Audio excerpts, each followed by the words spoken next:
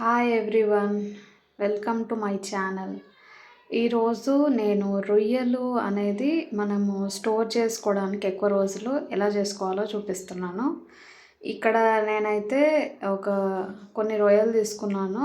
So పెద్ద సైజువి. దాన్ని ఏంటంటే బాగా కడుక్కోవాలి ఉప్పు వేసుకొని. అండ్ అది బాగా శుభ్రం చేసుకున్న తర్వాత ఒక కడాయి తీసుకొని అందులో వాటర్ ఏం లేకుండా ఈ రొయ్యల్ని తీసుకొని హై ఫ్లేమ్ మీద పెట్టుకోవాలి. సో దాంట్లోనే కొంచెం పసుపు వేసుకోవాలి. సో వేడెక్కిన కొద్దీ అందులో నుంచి రొయ్యల్లో నుంచి వాటర్ అంతా బయటకు వస్తుంది. ఆ వాటర్ కూడా ఈ రొయ్యలు దాంట్లో ఆ వాటర్లోనే ఉడికిపోవాలన్నమాట. ఉడికిపోయి మొత్తం వాటర్ అంతా పోయేంత వరకు ఆగాలి. ఇలా అయిన తర్వాత దీంట్లో కొంచెం ఉప్పు వేసుకోవాలి. మనకి ఈ రొయ్యలకు సరిపడా ఉప్పు వేసుకొని ఆ తర్వాత దీంట్లో నుంచి కూడా కొంచెం వాటర్ అనేది బయటకు వస్తుంది. సో బాగా కలిపేసుకున్న తర్వాత అందులోనే కొంచెం కారం కూడా వేసుకోవాలి. కొంచెం కారము, నెక్స్ట్ స్మెల్ రాకుండా ఉండటానికి మనకి అల్లం వెల్లుల్లి పేస్ట్ కూడా వేసుకోవాలి. కారము, నెక్స్ట్ అల్లం వెల్లుల్లి పేస్ట్, ఆ తర్వాత కొంచెం ఆయిల్ కూడా వేసుకోవాలి. ఇక్కడ నేను సాల్ట్ వేసుకొని కలిపేసుకున్నాను. ఇప్పుడు కారం వేసుకున్నాను.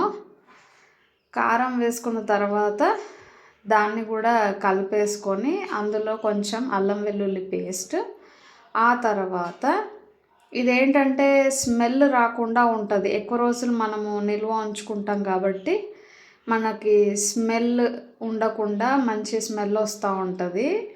ఇలా ఆయిల్ కూడా కొంచెం లాస్ట్లో ఆయిల్ కూడా కొంచెం వేసేసి ఫ్రై చేసుకోవాలి కొంచెం సేపు.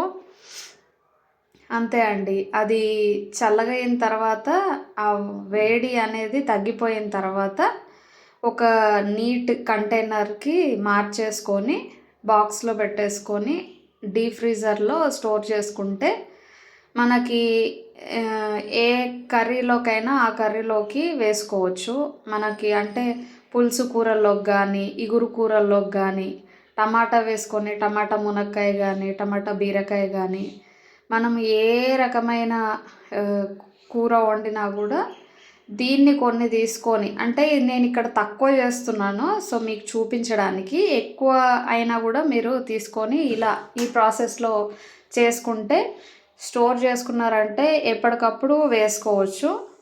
ఒక 1 మంత్ 2 మంత్స్ వరకైనా కూడా అది పాడవకుండా అలాగే ఉంటుంది డీప్ ఫ్రిడ్జ్లో పెడితే.